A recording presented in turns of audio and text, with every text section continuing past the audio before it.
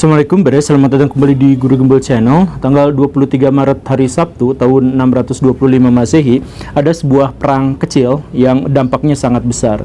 Disebut kecil karena perang itu hanya melibatkan kurang dari 4.000 personil tentara dari kedua belah pihak.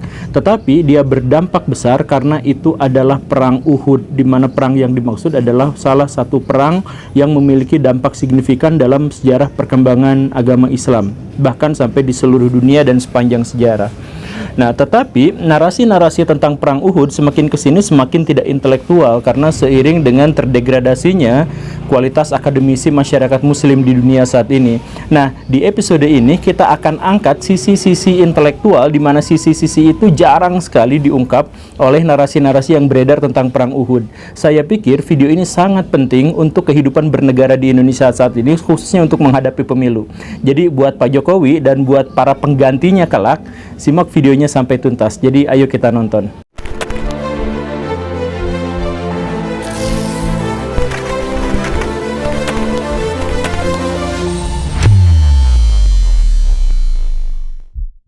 Pergantian tahun dari tahun 624 sampai 625 Masehi itu adalah pergantian tahun di mana umat muslim pada waktu itu sedang lemah-lemahnya. Karena pada waktu itu umat muslim sedang merayakan kemenangan perang Badar dan menganggap bahwa perang Badar itu adalah sebuah mukjizat di mana mereka tidak terkalahkan dalam perang. Buktinya adalah perang Badar itu, di mana jumlah yang sangat sedikit ternyata berhasil mengalahkan jumlah yang sangat banyak. Ditambah beberapa sahabat pada waktu itu menyatakan atau melaporkan telah melihat pasukan-pasukan yang tidak dikenal yang ikut dalam barisan kaum muslimin, sehingga pada waktu itu orang-orang Islam berpikir bahwa seandainya nanti akan terjadi perang lagi dan dalam kondisi kaum muslimin terdesak atau jumlahnya lebih sedikit daripada musuh, mereka tetap pasti akan menang karena akan ada bantuan dari langit. Mereka jumawa, mereka overconfidence pada waktu itu. Jadi ketika pergantian tahun itu ada kabar bahwa pasukan Mekah menyerang, orang-orang Islam tidak mempersiapkan, tapi mereka bersuka cita karena mereka berpikir bahwa mereka akan menang dengan atau tanpa persiapan sama sekali. Sebaliknya dari itu, Nabi Muhammad justru malah berpikir keras karena Nabi Muhammad itu adalah seorang ahli perang yang jenius itu. Jadi tentu saja ketika perang Badar itu berakhir, Nabi Muhammad berpikir keras bahwa bagaimanapun orang-orang Quraisy itu pasti akan menuntut balas. Dan karena itu maka Nabi Muhammad adalah yang paling awal tahu. Tanggal 20 Desember tahun 624, Nabi Muhammad sudah mendapatkan kabar bahwa 10 hari sebelumnya, tanggal 10 Desember, itu ada semacam kampanye militer dari orang-orang Mekah yang di bawah pimpinan Abu Sufyan mengumpulkan sejumlah besar pasukan dan logistik untuk persiapan perang. Begitu. Nah, kenapa Nabi Muhammad bisa mengetahui itu? Karena Nabi Muhammad telah menyimpan banyak sekali mata-mata di Mekah dan di jalur dari Mekah ke Madinah. Kurang lebih seperti itu. Nah, karena apa? Karena Nabi Muhammad berbeda dengan para sahabat yang lain, berpikir bahwa kemenangan itu, kalaupun ada mukjizat dan sebagainya, itu adalah bantuan setelah kita berusaha sekuat tenaga dan setelah kita merencanakan segala sesuatu. Begitu. Nah, berapa data yang kemudian Nabi Muhammad kumpulkan dari mata-matanya itu, ternyata jumlah pasukannya itu sangat besar, terdiri atas 3.000 pasukan, 700 diantaranya adalah pasukan berat, infanteri dan kavaleri berat, jadi menggunakan baju zirah. Baju zirahnya sebagian menggunakan baju zirah Arab yang lebih ringan, dan sebagian yang lagi menggunakan, sekitar beberapa puluh orang menggunakan baju zirah Romawi yang jauh lebih berat dan jauh lebih kuat terhadap serangan. Kemudian membawa sekitar 3.000 unta. 3.000 unta itu berarti untuk logistik, untuk bawa angkutan, untuk bawa pasukan, sekaligus juga kalau di tengah jalan kelaparan mereka sembelih untuk dimakan. Begitu. Kemudian mereka juga membawa wanita dan anak-anak untuk membuat mereka menjadi lebih bersemangat dalam perang gitu. Kemudian pasukan-pasukan yang dimaksud juga ternyata terdiri atas pasukan Mekah dan pasukan bayaran yang dari orang-orang yang ada di sekitar Mekah. Nabi Muhammad mengajak para sahabat untuk berkumpul, untuk rapat, untuk bermufakat tentang apa yang harus kita lakukan untuk menghadapi kemungkinan serangan ini. Tetapi banyak di antara para sahabat ini yang masih leha-leha, khususnya yang generasi muda, karena ya tadi itu, mereka mabuk kemenangan, menganggap bahwa kemenangan itu adalah bantuan ilahi, mukjizat dan sebagainya, sehingga mereka berpikir kita akan siap berperang ke sana walaupun tanpa persiapan begitu.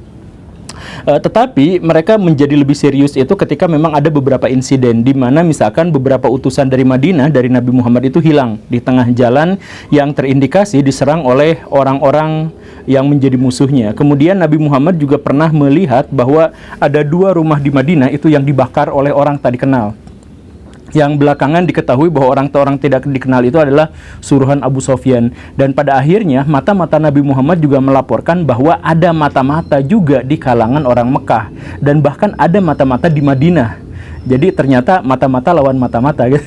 Nah, ternyata mata-mata yang dimaksud itu adalah orang-orang dari Bani Nadir, orang Yahudi. Jadi ada perkampungan di dekat Madinah itu, perkampungan khusus orang Yahudi. Nah, di sana itu orang-orang Yahudinya merasa tersisihkan sejak kepemimpinan Nabi Muhammad di Yasrib atau di Madinah, sehingga mereka tidak suka, dan ketika ada laporan bahwa orang Mekah mau menyerang, maka Bani Nadir ini berpihak kepada orang Quraisy, orang Mekah, dan kemudian mereka memfasilitasi pertemuan, kemudian memata-matai dan lain sebagainya di situ. Itulah yang kemudian menjadi latar Bani Nadir nanti akan diusir dari Madinah. Alasannya adalah karena pengkhianatan itu. Tetapi ya kita abaikan dulu.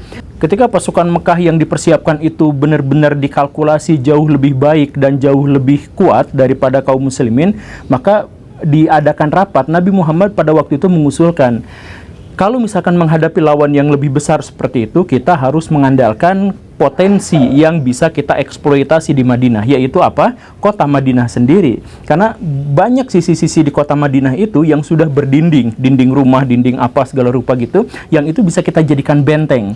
Jadi jumlah pasukan mereka besar, tetapi kita memiliki benteng, sehingga pasukan kita jauh lebih aman daripada itu. Itu alasan Nabi Muhammad kenapa ketika berperang itu harus di Madinah. Ini kata Nabi Muhammad. Alasan yang kedua adalah kalaupun nanti, ini plan B-nya, kalaupun nanti benteng Madinah itu dijebol, maka orang-orang Madinah bisa berperang di dalam kota. Jadi ini adalah kota orang Madinah yang paling tahu kondisi kota. Gangnya di mana, rumahnya di mana, ini rumah siapa, tempat persembunyian senjata ada di mana, tempat peternakan ada di mana, dan sebagainya. Sehingga orang Madinah itu kalau terjadi perang kota itu jauh lebih diuntungkan. Begitu. Bahkan orang Madinah bisa berperang di dalam rumah sendiri sambil ngemil di dapur, karena itu dapur rumahnya sendiri gitu. Dia tahu segala sesuatunya. Jadi Nabi Muhammad berpikir untuk bisa mengurangi superioritas jumlah dan kekuatan yang dimiliki oleh orang-orang Mekah, maka perangnya ada di dalam kota Madinah. Begitu, itu kata Nabi. Nah, perkiraan Nabi adalah orang-orang Mekah itu tanggal 20 Desember itu mendeklarasikan perang terhadap orang-orang Madinah. Maka dibutuhkan sekitar 3 bulan untuk konsolidasi, untuk rapat, untuk perjalanan dan sebagainya, untuk sampai ke Madinah. Dan itu waktu yang cukup untuk membenahi tembok-tembok di Madinah atau membangun tembok-tembok yang belum ada di Madinah untuk jadi benteng itu. Itu pikiran Nabi Muhammad. Tapi pikiran Nabi Muhammad itu kemudian ditentang oleh kebanyakan sahabat, khususnya yang muda-muda. Para sahabat itu bertanya sebelumnya, ya Rasul, ini sebenarnya pikiran pribadi atau wahyu dari Tuhan? Nabi Muhammad berkata, ini pikiran pribadi, tapi sebenarnya saya cerita gini ya, kata Nabi Muhammad, saya tuh pernah mimpi bahwa nanti saya itu akan berhadapan dengan sebuah perang di mana pedang saya itu patah dan perisai saya itu koyak. Saya nggak tahu itu mimpinya kayak gimana. Nah, kata para sahabat, ya kalau memang seperti itu berarti nggak ada wahyu, nggak ada apa. Ya berarti boleh kita bantah ya. Ya Nabi, gini seharusnya. Kalau misalkan kita ada di kota Madinah untuk bertahan, kita akan ditertawakan, izah kaum muslimin itu akan hancur. Bagaimana ceritanya kaum muslimin yang sudah perang dan menang di era sebelumnya, kemudian sekarang bersembunyi di balik dinding? Di mana izah dan keberanian kita? Di mana? Nah, Nabi Muhammad bilang, ini bukan soal izah, ini soal perhitungan, ini soal strategi. Kalau perang itu kita main strategi. Ya gak bisa gitu ya Rasul. Di mana-mana perang itu yang dipertaruhkan itu adalah izah, yang dipertaruhkan itu adalah kehormatan. Untuk apa kita tetap bertahan hidup kalau misalkan kita diolok-olok oleh musuh? Ya udah, mendingan kita hadir di luar benteng, kemudian kita berperang di sana. Kita pasti akan menang karena kita juga sebelumnya menang dibantu oleh para malaikat. Ya kan? Ya kan? Ya kan? Setuju? Setuju. Ya, pendapat Nabi Muhammad pada waktu itu disingkirkan dan Nabi Muhammad oke, ngalah saja. Nah, ini adalah sebenarnya pelajaran yang sangat-sangat penting. Dalam hal ini sebenarnya kita banjir pelajaran. Baru sampai sini saja segmentasi ini kita dipenuhi oleh banyak pelajaran. Misalkan pertama, bahwa Nabi Muhammad itu adalah perencana. Dan siapapun sampai detik ini, siapapun yang mengatakan udah santai aja, ada semuanya ditakdirkan sama Allah, udah santai aja, dari rezeki mah sudah diberikan sama Allah, sudah diatur dan sebagainya, itu biasanya adalah orang-orang yang miskin dan orang-orang yang kalah. mereka kalah dan miskin, dan karena itu mereka mengatakan bahwa untuk menghibur diri mereka mengatakan bahwa semuanya rezeki mah sudah diatur oleh Allah dan sebagainya. Itu alasan agar mereka tidak merencanakan, karena merencanakan itu adalah menggunakan pikiran yang lebih berat gitu.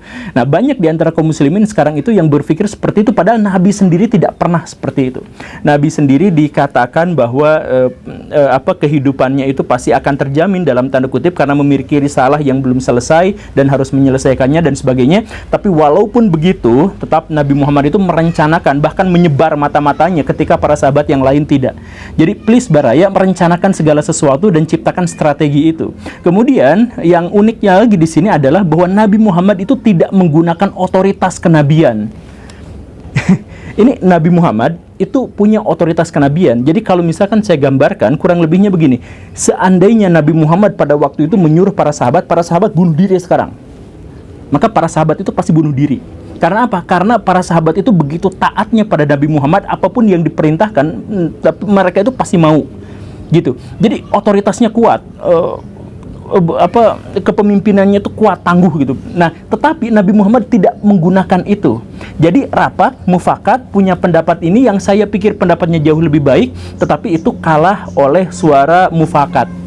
Begitu. Ini berbanding terbalik dengan orang-orang zaman sekarang. Ada yang ngaku Habib, ada yang ngaku ulama, ada yang ngaku presiden, ada yang ngaku pementeri, pemimpin, apa dan sebagainya. Ketika mereka misalkan mengajukan pendapat, mereka menggunakan otoritasnya secara otoriter dan penuh. Udah pokoknya gini, ini udah klop kata-kata saya gitu.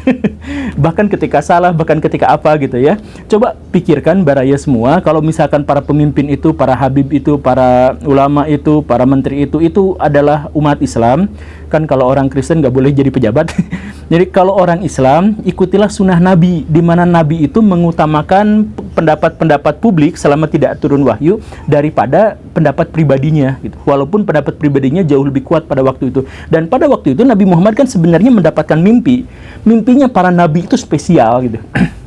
Beda sama kita. Mimpinya para nabi itu spesial, dan Nabi Muhammad mendapatkan mimpi bahwa pedang saya koyak, pedang saya patah, perisai saya koyak. Nabi Muhammad pada waktu itu menafsirkan, menakwilkan mimpinya itu, bahwa itu berarti orang-orang di Madinah itu akan dikalahkan sekarang, makanya koyak. Nah, tetapi walaupun sudah ada mimpi itu dan itu adalah mimpi kenabian, Nabi Muhammad berpikir bahwa mimpinya asli. Tetapi cara saya menakwilkan, menafsirkan mimpi itu adalah logika saya sendiri. Makanya ketika ditanya oleh para sahabat, apakah ini pendapat pribadi atau pendapat Nabi, apakah pendapat pribadi dari Nabi atau wahyu dari ilahi, maka Nabi Muhammad mengatakan bahwa ini adalah pendapat pribadi. Yang menunjukkan bahwa Nabi Muhammad itu benar-benar demokratis pada waktu itu, tidak menggunakan otoritasnya walaupun dia memiliki hak untuk otoriter. Begitu. Akhirnya apa? Akhirnya ya udah, orang-orang Madinah pada waktu itu berangkat ke luar kota Madinah untuk menyambut orang-orang Mekah. Menyambutnya di utara, bukan di Madinahnya. Kenapa harus di utara? Karena Nabi Muhammad tahu persis bahwa Abu Sofyan itu bukan hanya ingin balas dendam, tapi ingin mengamankan jalur dari Mekah ke Syam. Makanya yang dicegat itu di jalur perdagangannya, bukan di Madinahnya. Dan inilah yang kemudian menjadi sengketa dari Dan Gibson yang lucu itu. Tapi oke lah, nanti kita bahas. Tapi Nabi Muhammad kemudian siap-siap di sana. Dalam persiapan untuk OTW ke Uhud, yang Nabi Muhammad tentukan posisinya di situ, itu ada dua kejadian yang sangat menggelikan. Yang pertama itu adalah dari pasukan kaum muslimin itu ada yang mundur. Abdullah bin Ubay sendirian, tapi dia bawa pasukan 300 orang. Jadi ada 300 orang pasukan yang mundur. Jadi Nabi Muhammad sudah memobilisasi pasukan sekitar 1000 orang, tapi 300 diantaranya kemudian mundur di tengah jalan dengan alasan apa? Dengan alasan salah satu yang paling utama adalah Nabi Muhammad itu bawa-bawa masalah terus gitu. Kan Nabi Muhammad itu adalah orang Mekah, kemudian mengungsi ke Madinah. Madinah yang awalnya damai tentram, enggak sih sebenarnya ribut ya, Haus dan Hajraj, itu kok menjadi lebih ribut lagi gitu, diserang lagi. Jadi ini kenapa sih, daripada kita misalkan membela Nabi Muhammad, mendingan kita lihat dulu apakah ini benar atau salah kenabiannya. Makanya kita tarik mundur aja dulu 300 orang pasukan gitu. Jadi Nabi Muhammad berangkat ke medan perang itu hanya dengan 700 pasukan melawan 3000 pasukan yang akan datang dari Mekah. Begitu. Nah, tetapi pada waktu itu ada kejadian kedua, yaitu datang bantuan dari Yahudi. Nah, ini adalah satu segmen cerita yang jarang sekali diungkapkan oleh sejarawan. Nggak tahu gimana, tapi ini faktanya ada dalam Ibnu Hisham ada, yaitu apa? Ada orang Yahudi, orang rabi Yahudi, pemimpin agama Yahudi yang kaya raya, namanya adalah Muhairik. Muhairik itu adalah ngefans pada Nabi Muhammad walaupun dia adalah rabi Yahudi. Dia mengatakan bahwa Nabi Muhammad itu adalah pembaharu untuk syariat Yahudi, karena syariat Yahudi pada waktu itu sudah tidak terlalu dipedulikan bahkan sama orang Yahudi sendiri, dan Nabi Muhammad pada waktu itu dianggap sebagai meyahudikan orang-orang Arab gitu karena hukumnya sama. Nah, si Muhairik ini kemudian menyatakan bahwa Muhammad, saya akan membantu kamu dalam perang ini. Kemudian Muhairik ngajak pasukannya yang cukup banyak untuk ikut bergabung dalam perang Uhud membela Nabi Muhammad. Wah, luar biasa ya. Cuman ternyata pas serangan itu terjadi, pas hari haknya itu adalah hari Sabtu.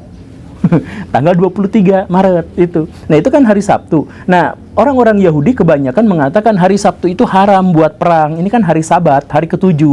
Ini adalah Tuhan beristirahat pada hari ke-7. Kalau Tuhan aja beristirahat, apalagi kita, ya kita tuh harus bersantui-santui. Di hari ini gak boleh kerja, gak boleh apa. Kita istirahat saja. Kata Muhairik, ayo kita perang. Nanti kesalahan pada Tuhan, tobat belakangan. Tapi kalau misalkan kalian sekarang nggak ikut perang, kalian nggak akan punya kesempatan untuk tobat. Kalau kalian kalah, kalau Madinah habis, nanti kota dijarah, kalian nggak bisa tobat. Jadi ayo berangkat aja dulu, walaupun perang di hari Sabtu. Nah, terjadi sengketa di antara orang Yahudi. Akhirnya Muhairik hanya bawa sekitar 10 orang Yahudi saja untuk berperang membela Nabi Muhammad. Jadi jumlahnya 700 itu ya 700 segitu aja, nggak ini gitu ya. Nah, akhirnya terjadilah persiapan pertempuran kayak gitu ya. Dan Nabi Muhammad pada waktu itu memang ahli strategi yang jenius pada waktu itu. Jadi Nabi Muhammad sadar bahwa pasukannya itu jumlahnya jauh lebih sedikit. Untuk kalau jumlahnya sedikit itu, masalah yang paling utama itu adalah kalau pasukannya ada dalam pengepungan. Nah, gimana caranya biar tidak terkepung? Nabi Muhammad mepet di dinding Gunung Uhud, di lereng Gunung Uhud. Jadi membelakangi Gunung Uhud, kemudian di situ ada gundukan, ya ada gundukan tanah yang tinggi banget, ada dun. Nah, di situ ada 50 pemanah disimpan di situ. Jadi nanti kalau misalkan musuh kan bawa 200 kavaleri. Kalau musuh kavaleri nyerang ke sini, tahan pakai tombak. Kalau misalkan pasukannya nyerang dari belakang, nah dipanahin sama pemanah-pemanah itu.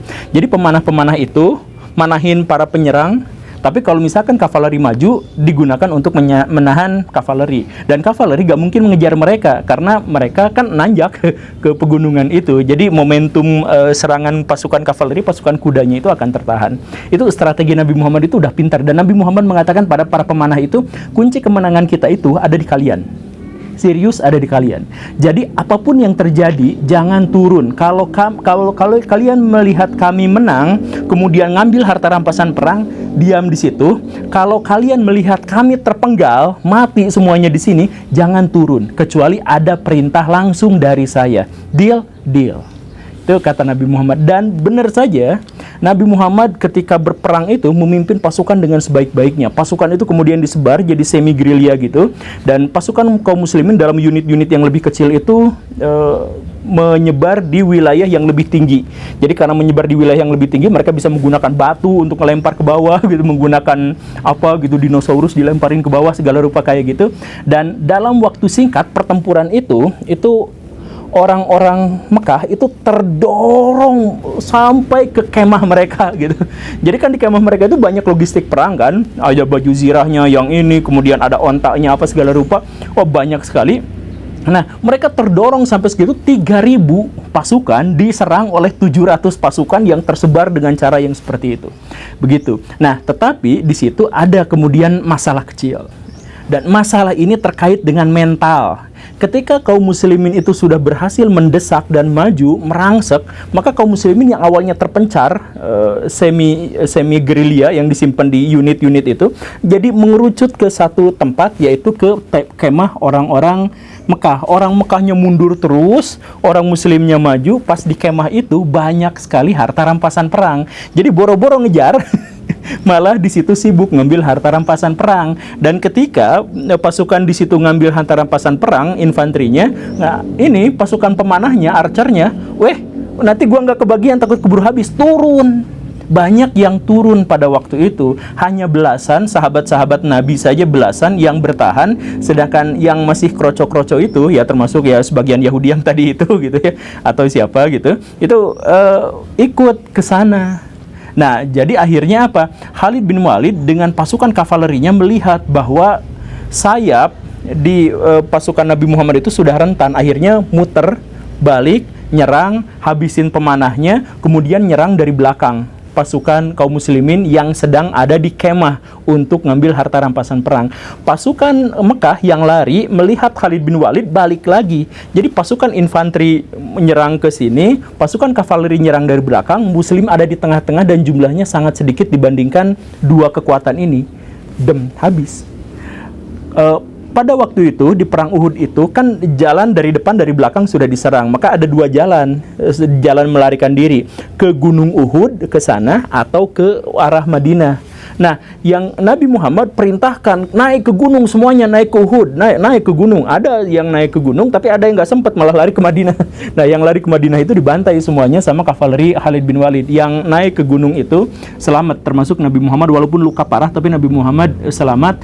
Dan pasukan kavaleri tidak mau menyerang karena kalau sudah naik ke gunung momentum kavalerinya hilang. Dan pasukan infanteri juga nggak mau nyerang Nabi Muhammad karena kalau tidak ada bantuan dari kavaleri mereka nggak mau nyerang gitu. Ya udah, akhirnya mereka pulang dan merayakan kemenangan. Mereka membunuh banyak sekali kaum muslimin, sedangkan orang-orang Islamnya pulang gontai, penuh luka, berdarah-darah, banyak yang mati di tengah jalan karena lukanya terlalu parah dan sebagainya.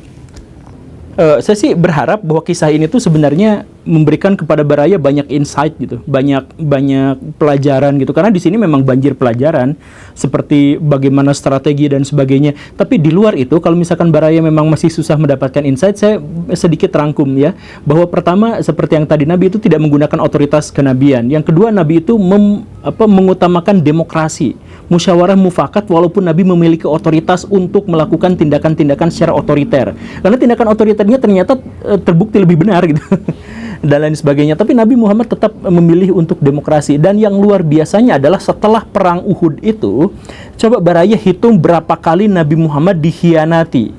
Mulai dari 300 pasukan mundur, mulai dari Nabi Muhammad inginnya begitu, malah pengennya begitu, udah Nabi Muhammad bikin strategi seperti ini, dikhianati sendiri sama kaum muslimin dan sebagainya. Luar biasanya apa? Setelah perang itu Nabi Muhammad tidak pernah menyalahkan satu individu tertentu atau satu pihak tertentu.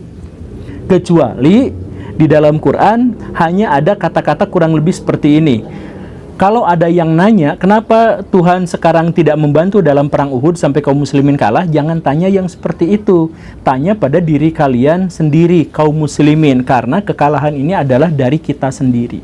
Jadi Nabi Muhammad mengatakan, kita sendiri yang salah, tanggung akibatnya sama-sama. Tapi gak pernah nyalahin secara pribadi. Orang Syiah sekarang punya daftar siapa pengkhianat-pengkhianat dalam perang Uhud itu yang kabur, yang apa dan sebagainya gitu, termasuk Utsman dan sebagainya, itu ditulis sama mereka. Tapi orang-orang kebanyakan ini tidak memiliki daftarnya. Karena apa? Karena Nabi Muhammad tidak pernah menyinggung sama sekali tentang siapa yang kabur, siapa yang salah, siapa yang apa, yaitu tanggung bersama aja. Jadi seandainya perpolitikan di Indonesia, seandainya orang-orang kita itu seperti itu, jadi punya pendapat, punya apa, tapi ketika sudah dilebur dalam mufakat, ya sudah, gak usah diungkit-ungkit, gak bilang, Nabi Muhammad gak pernah bilang, tuh kata saya juga gimana, kan dari dulu saya udah bilang kayak gini, kamu sih salah, gak pernah ngomong gitu, gak ada cerita kayak gitu. Ya udah, salah semuanya, bareng-bareng introspeksi aja, menunjukkan bahwa kita adalah pihak yang kalah gara-gara kita tidak menggunakan strategi, gara-gara tidak taat pada peraturan dan lain sebagainya. Makanya pada perang selanjutnya itu Nabi Muhammad 100% diikutin pendapat-pendapatnya sama kaum muslimin. Tapi itu kan berarti memberikan pelajaran yang sangat luar biasa kan. Jadi jangan pernah salahkan kepada pihak-pihak lain setelah itu adalah disepakati bersama. Dan ada satu lagi yang harus digarisbawahi, yaitu peran Muhairik yang pada waktu itu menjadi pahlawan dalam perang Uhud. Beliau tewas dalam pertempuran itu, kemudian pengikut-pengikutnya yang sekitar 10 orang yang dalam ikutan perang itu juga tewas, hilang sama sekali jenazahnya dan sebagainya. Tetapi Muhairik pada waktu itu memberikan sebuah wasiat kepada keluarganya, kepada tetangganya, kepada teman-temannya, bahwa kalau saya nanti kalah dalam perang Uhud dan saya tewas, maka harta kekayaan saya akan diwariskan kepada Nabi Muhammad. Ini adalah satu segmen cerita yang saya bilang tadi tidak banyak diceritakan karena ini terkait dengan toleransi antara Muslim dan Yahudi. Jadi ternyata ada juga pahlawan orang Yahudi di antara kaum Muslimin dalam perang Uhud itu, yaitu Muhairik. Begitu.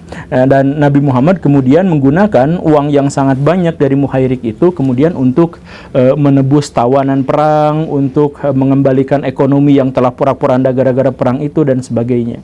Jadi peran Yahudi ternyata dalam hal itu sentral. Jadi apakah Yahudi semuanya salah? Ya, salah benar itu sebenarnya bukan terkait suku kan, tapi terkait dengan perbuatan. Makanya di dalam Al-Quran setiap Al-Quran itu misalkan menghujat Yahudi, itu bukan menghujat Yahudinya, tetapi ada latarnya. Jadi baca ayat sesudah atau sebelumnya pasti Yahudi kenapa dihujat dalam Al-Quran itu karena ada latarnya. Kalau Yahudinya secara keseluruhan ya tidak rasis gitu ya. Oke, barangkali itu saja ya. Semoga dipahami. Terima kasih karena sudah menyimak. Maaf videonya terlalu panjang. Assalamualaikum warahmatullahi wabarakatuh.